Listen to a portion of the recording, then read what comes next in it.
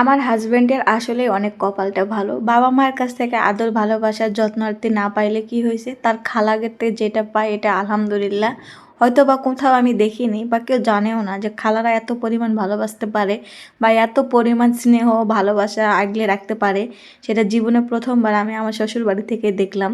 কারণ যে কোনো বিপদে আপদে তারাই একমাত্র দেখে। যেটা দেখার কথা বাবা-মার তারা কিন্তু দেখে না। তারা শুধু অন্যেরটা নিবে কিভাবে, খাবে কিভাবে, সেভাবে চলবে কিভাবে। তারা কিভাবে সুখী থাকবে, তাদের সংসারটা চলবে কিভাবে সেই চিন্তা করে। তারা কখনোই চিন্তা করে না তার ছেলের বাড়ির কি হচ্ছে না হচ্ছে, কি খাচ্ছে না খাচ্ছে, কি খেলে ভালো থাকবে, কি দিলে ভালো থাকবে সেটা কিন্তু ভাবে না। তো যাই হোক, হ্যালো আসসালামু আলাইকুম সবাইকে, কেমন আছেন? আমার হাজব্যান্ডের হঠাৎ করে একটা রাউটারের প্রয়োজন ছিল। তো ও চিন্তা করতেছিল যে রাউটার একটা কিনবে, যেহেতু খালামণির কাছে বলে দিয়েছে রাউটার একটা লাগবে। তো বলতেছে চল আমি যাই কিনে দিচ্ছি, তুই অর্ধেক দিবি আমি অর্ধেক দেবো, বা যেভাবেই হোক না কেন একটা রাউটার কিনে দেয় তোরে চল। তো এই যাওয়াটাই কে দেয় বা এই দেওয়াটাই কে দেয়? এটা তো বাবা মা দেওয়ার কর্তব্য, তাই না? একটা সন্তানের কোনো জিনিস লাগলে কিন্তু বাবা মা আগে দৌড়ে আসে।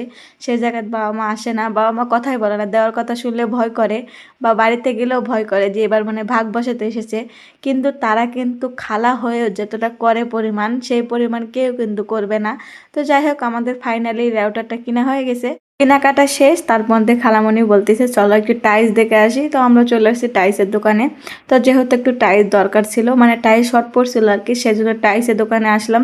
নতুন দোকান এটা, যেহেতু নতুন নতুন টাইলস, নতুন নতুন সব দোকানে একরকম না, একক দোকানে একক ডিজাইনের জিনিস থাকে। তো এখানে এসে ভিডিও করতেছিলাম। অনেক সুন্দর জায়গাটা, এটা নতুন জায়গা, অনেকবার এসেছিলাম, এটার মধ্যে আসা হয় নাই বা অনেক খুঁজেছিলাম, সেটাকে খুঁজেও পাওয়া হয় না। এবার এক রিক্সাওয়ালা একেবারে ডাইরেক্ট এনে দিয়ে গেছে।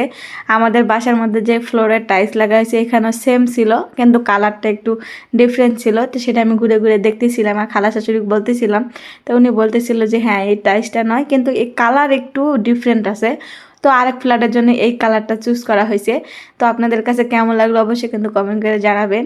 তো সবার লাস্টে এই কালারটা দেখা হলো। তারপরেও আমার ননদ আছে যেহেতু, উনি পছন্দ করবো, ওনাদের যেহেতু বাসা, আমাদের কথা তো এখানে চলবে না, আমরা পছন্দ করার মালিক, পছন্দ করে দিছি। সেও কোনটা ভালো লাগবে কোনটা দিবে সে দিবে। তো ফাইনালি ওখান থেকে কাজ সেরে আমরা কিন্তু আমার একটু গয়নার দোকানে চলে এসেছি। যে গহনার দাম বেড়ে গেছে, গহনাতে কিনতে পারবো না, বাসায় যেটা আসলো সেটাকে একটু পালিশ মালিশ করতে হবে, সেই জন্য নিয়ে চলে আসছিলাম। আসলে আমার স্বর্ণের কানের দুল একটু চেনটা ছিঁড়ে গেছিলো, সেই জন্য চেনটা ঠিক করতে গেছিলাম। ঠিক করতে যাই দেখি দোকানদার নেই, অনেকক্ষণ ধরে ওয়েট করতেছিলাম।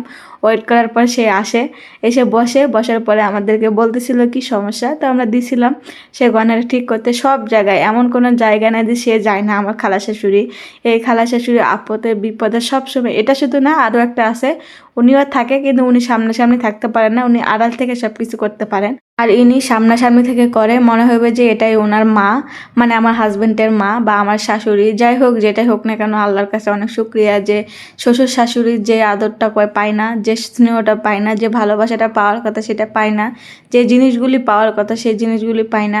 ওনারা যে মিটাচ্ছে, ওনারা দিচ্ছে, এটা আল্লাহর কাছে হাজার হাজার শুক্রিয়া। ওনাদের আরও ভালো করুক, ওনাদের মনে আরও শক্তি দেখ, আরও কিছু দেওয়ার সামর্থ্য দেখ, এটাই আল্লাহর কাছে